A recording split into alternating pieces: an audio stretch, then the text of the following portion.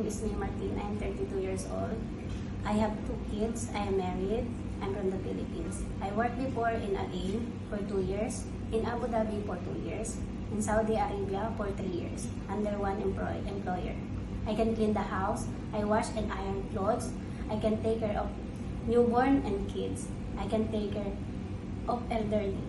I can cook saluna, majbous, biryani, warak enap, molokia, mandi. I can make macarona, bechamel, magluba, laham, and oven. I can make potayer, pizza, and I can make coffee, Turkish coffee, Arabic coffee, karak, and tea.